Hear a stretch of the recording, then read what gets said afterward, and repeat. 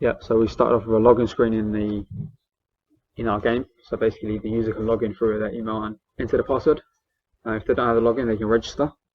So it registers an email and the password for that user through PlayFab Manager. Um, if I hit reset password, obviously I'll get an email from PlayFab, so I can reset my password and then use a new password to log in. You can register to create a new account, or you can log in. It checks that email is valid and the password is valid also. So the password has to be a minimum of 6 characters and less than 20 characters to be a legitimate password. Likewise, the email address, it checks if it's a real email address containing the @ symbol. So it checks if that's a real email address, so you can log in. Once logged in, you have a menu screen, so you can access the play option, which takes you straight to the game options button, which shows the volume of the menu menu music.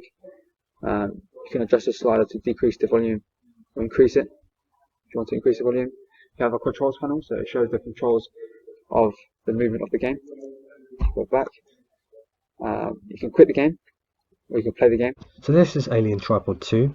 The player starts in this creepy looking town that's populated by these inhabitants over here, or these civilians.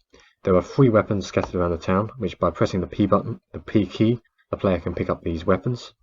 And the ammo and maximum ammo is shown in the bottom right hand corner, as well as the gun name. By left clicking the mouse button, the player can fire the gun, and the player can find these ammo boxes scattered around the town, which will replenish the player's ammunition. There are also enemy AIs which are being spawned from these blue circles scattered on either side of the town, which enemies are spawned from.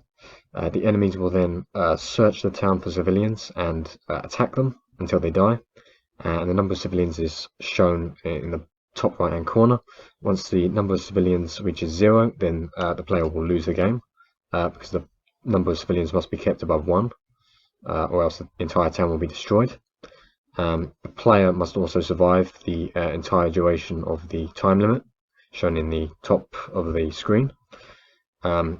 If the player successfully manages to survive the entire time duration and number of civilians is greater than 1, then the player will win. By pressing the left key button, you can shoot your gun at the enemies until they die. If they get too close, then they will damage the player. And you'll see this reflected in the health bar in the bottom left hand of the screen. If you keep shooting the enemies, eventually they will explode and die.